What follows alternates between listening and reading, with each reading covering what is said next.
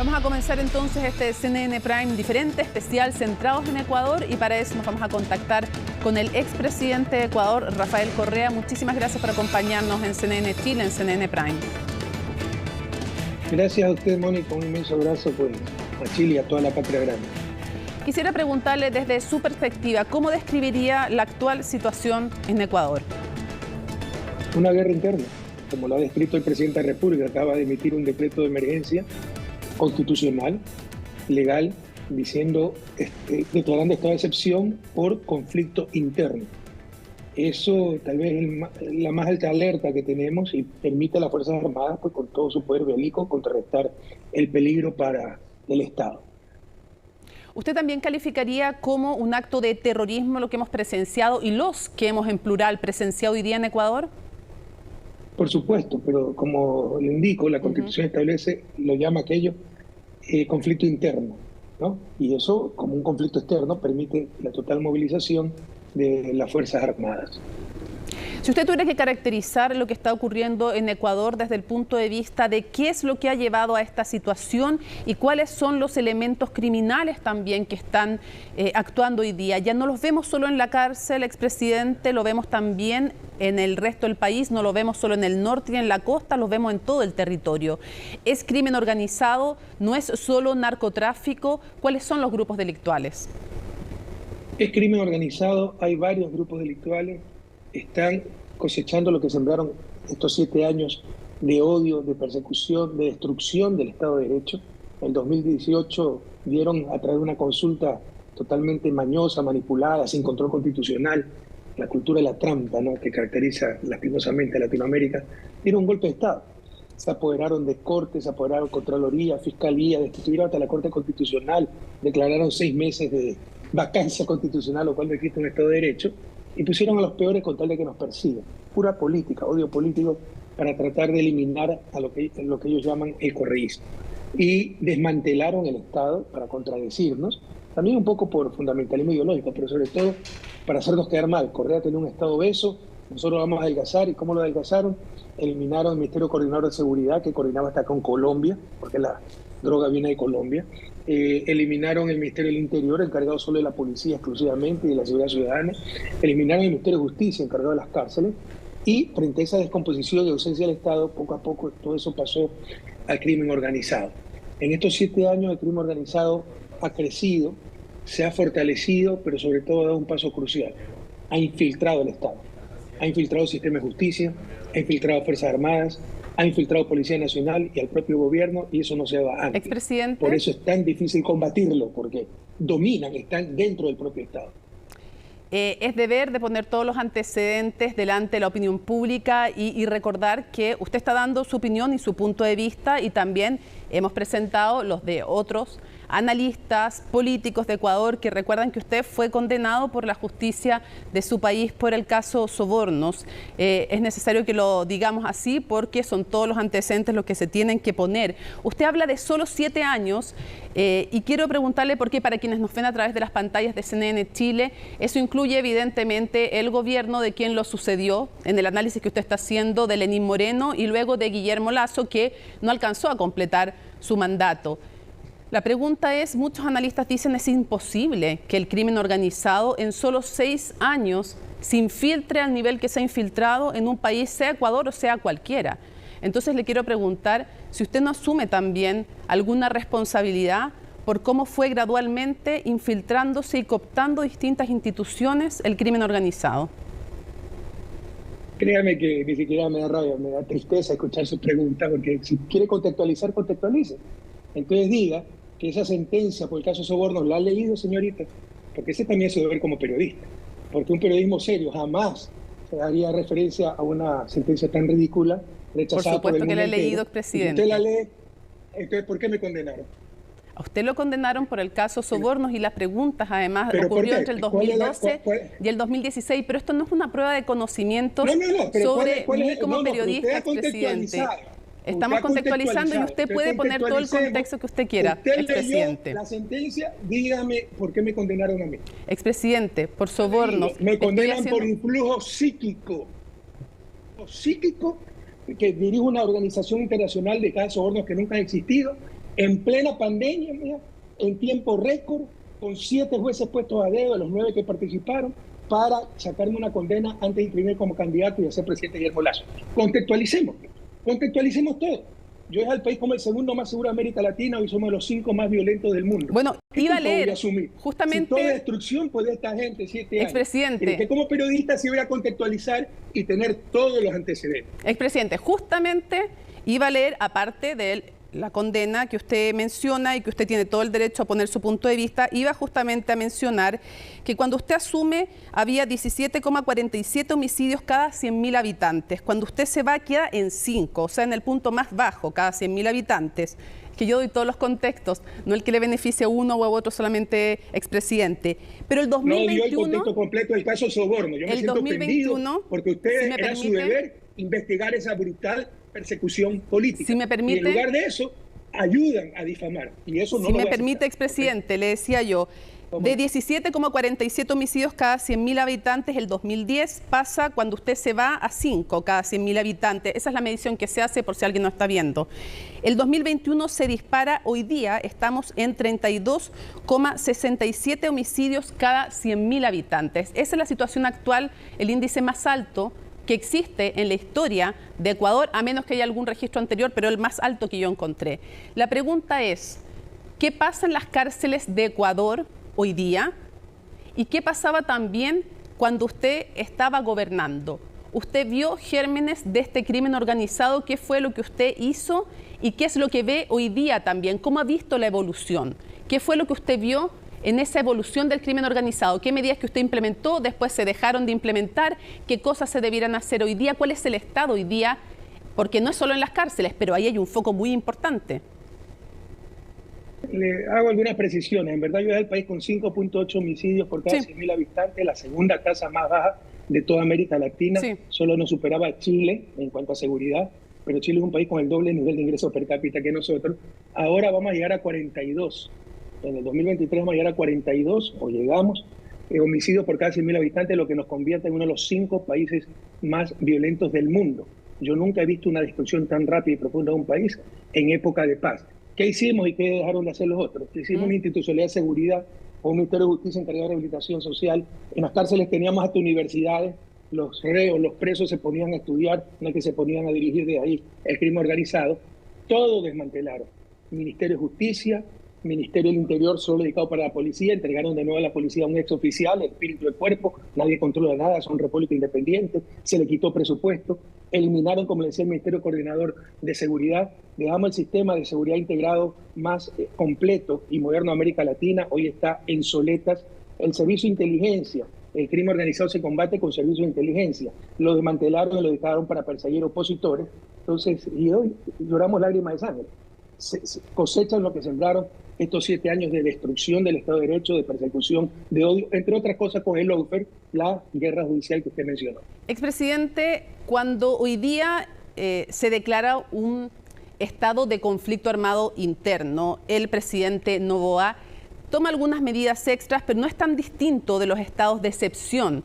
La pregunta es, ¿usted respalda todas y cada una de las medidas que ha tomado el actual mandatario y cree que hay algo más que se pueda hacer en este momento de crisis aguda, agudísima, que está viviendo Ecuador?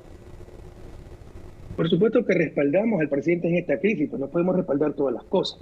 Por ejemplo, el último decreto en que declara conflicto interno para de todo el poder a las Fuerzas Armadas, por supuesto que lo respaldamos totalmente. ¿Qué se puede hacer mucho más. El anterior decreto que sacó, estado de emergencia, no tenía ninguna estrategia clara. Todavía no la tiene el gobierno, pero al menos las Fuerzas Armadas sí la van a tener. Falta muchísimo por hacer, empezando por tener un equipo completo, porque esto no es trabajo de una sola persona, debe ser el gobierno. Pero la verdad es que el mismo presidente es muy impreparado, nuevo, pero sus ministros son de muy bajo nivel y no hay gente con experiencia que conozca la realidad nacional y que conozca las áreas. Por ejemplo, el ministro de Defensa es un tiktokero. La ministra de Gobierno está encargada de las cárceles, está encargada también de la policía y de las relaciones gubernamentales y no sabe dónde está parada. Entonces, por supuesto que no vamos a estar de acuerdo en todo, pero vamos a ser constructivos, apoyar al presidente y cualquier error en nuestra divergencia política las trataremos al día siguiente de la victoria. Sí, no quiero yo sobreentender o malentenderlo, pero en simple, usted está diciendo que Ecuador, a lo menos respecto del tema de seguridad, ¿no está en manos capacitadas? Tenemos un gobierno absolutamente improvisado. No es culpa de él lo que está sucediendo. Es nuevo el gobierno. Si es culpa de él asumir un cargo para el que no está preparado. Pero hay que darle todo el apoyo en estos momentos.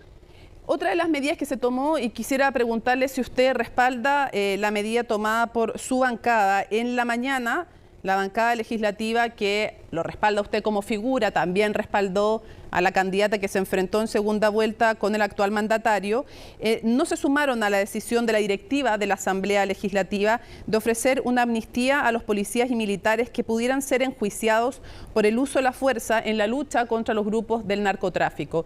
Quisiera preguntarle si usted respalda esa decisión de la bancada que es afín a sus ideas, a su colectividad política, o no, y que explicara por qué. Me gustaría que usted explicara por qué deciden no respaldar esta medida propuesta por la mesa de la Asamblea Legislativa, no por toda la Asamblea Legislativa.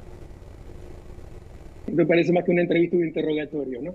Tal vez en el contexto que le faltó manifestar, se le olvidó decir que yo vivo en Bélgica, que me ha dado asilo político, reconocido que soy perseguido político. Solo eso derrumba ya todas las infames en Ecuador, pero no se dice en el contexto, que ni siquiera me enteré de esa decisión. Pero obviamente yo confío totalmente en mi bloque y si lo hicieron es porque tienen razones profundas para hacerlo.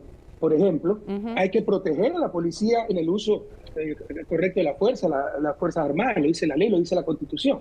Pero otra cosa es que decir, bueno, pueden hacer uso discrecional y no van a tener ninguna responsabilidad. No, hay que hacer uso progresivo de la fuerza. Entonces, en principio, pues no conozco la decisión exacta del bloque, pero tiene todo mi apoyo y mi confianza. Expresidente, le aclaro algo. En ningún momento de mi pregunta he dicho que ni ha afirmado, ni siquiera he preguntado si usted ha digitado esta medida. Le estoy preguntando su opinión política respecto de esa decisión. Usted me podía decir que la respaldaba o no. Es una pregunta de su juicio político, de alguien que tiene experiencia en el Estado y que puede decir, mire, me parece muy bien que hayan hecho esto o no. Quisiera preguntarle, ir un poco a algo más global. ¿Qué condiciones, ni siquiera de ahora, ni hace 7 años, sino qué condiciones geopolíticas, de la actividad económica, de la desigualdad social, hacen más proclive a un país como Ecuador o no al ataque de los grupos como el grupo del crimen organizado? ¿En qué condiciones eso pasa? Puntuales, pero también estructurales. Cuando, por ejemplo, siempre se dice, cuando hay pobreza, cuando hay desigualdad, cuando la desigualdad crece, normalmente tienen un terreno más fértil estos grupos. ¿Qué dice usted? ¿Qué es lo que ha pasado en estos años? ¿Qué condiciones estructurales le están haciendo de alguna manera más fácil el camino al crimen organizado? No entendí lo que era digitado, pero en todo caso, yo no conocía la decisión de mi bloque. ¿Qué cambió? Muchísimo. El neoliberalismo, el desmantelamiento del Estado, el odio político. Te le doy algunos datos nomás. Del segundo país más seguro de América Latina, uno de los 5 más violentos del mundo en 7 años. De estar de lejos en la lista de principales exportadores de drogas, ser el principal exportador de coca a Europa. De ser exportadores de energía y tener una de las matrices, 5 matrices eléctricas más estables y amigables con el medio ambiente del mundo. A ser nuevamente importadores de energía como era antes mi gobierno y a tener apagones diarios. El ingreso per cápita ha retrocedido a los niveles de 2011. Y todo eso es fruto del modelo neoliberal de los 2 últimos gobiernos, del desmantelamiento del Estado y le dio odio político con una alta dosis de corrupción y de incapacidad. Hace poco conversamos con un analista que decía que desde su perspectiva el hecho de haber eliminado la base de Manta tenía, de alguna manera, él decía algo positivo y algo negativo.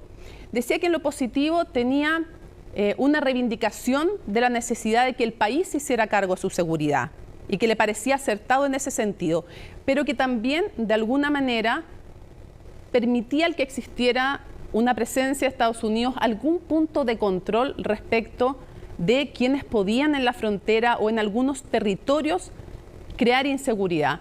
¿Cuál es su postura? Porque usted fue alguien que decidió y dio cuenta en su momento de por qué le parecía que esa base no tenía que seguir operando una base de Estados Unidos en su territorio. ¿Qué opina usted? Nos gustaría saber su opinión. Mire, no sé qué analistas invitan, ¿no? Pero ya mismo viene alguien a echarle la culpa a Simón Bolívar porque expulsó a los españoles. Ese cese del convenio de la base de Manta, que ni siquiera fue expulsión, no renové el convenio porque creemos que la soberanía implica no tener soldados Yo no extranjeros. dije expulsión, expresidente. Fue en el 2009, hace 14 años. Y luego, usted ve la estadística, usted lo ha dicho, solo bajó la tasa de homicidio por cada 100.000 habitantes y dejamos al país como el segundo más seguro de América Latina. Es que vengan con esos argumentos increíbles. Colombia tiene 7 bases militares estadounidenses. Es que no tiene droga. Bukele acaba de convertir a El Salvador en uno de los países más seguros de América Latina. No tiene bases militares. O sea, lo podemos hacer. Eso no tiene nada que ver con lo que está pasando actualmente. El desmantelamiento del Estado por fundamentalismos y odios ideológicos y políticos. Expresidente, acaba de tocar un punto muy interesante, no un punto, una persona muy interesante. Me refiero a el presidente Bukele. Y le quiero hacer la siguiente pregunta porque no pocos temen, no solo en Ecuador, sino cuando el Estado no le da algo básico a los ciudadanos. Me parece que es indiscutible que hoy día no se le está dando algo básico en Ecuador a los ciudadanos, como es la seguridad. Sin seguridad es bien difícil gozar de ningún derecho en ningún país. Da lo mismo si gobierna alguien de izquierda o de derecha. Estaremos de acuerdo, me parece, en eso. Pero la pregunta es la siguiente. Cuando se llega a tal nivel de inseguridad, muchas veces los ciudadanos dicen estoy dispuesto a sacrificarlo todo con tal de poder salir tranquilo a la calle. Y se puede llegar a situaciones como El Salvador, donde numerosos organismos internacionales dicen sí, no puedo discutir que haya bajado la inseguridad en ese país, pero las violaciones también a garantías básicas se están produciendo.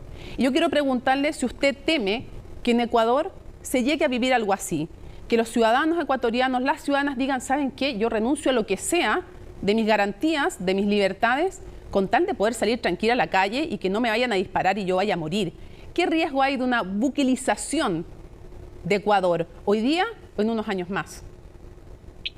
Muy, muy grande, porque ellos crean los problemas para vendernos sus soluciones y la gente tiene memoria frágil, como durante nuestro gobierno, que con desarrollo humano, con equidad, con dignidad, con justicia, sin bases extranjeras, dejamos al país como el segundo más seguro de América Latina. Mire, sobre Bukele, yo creo que grandes males, grandes soluciones. El problema es que está pasando líneas rojas claramente en derechos humanos.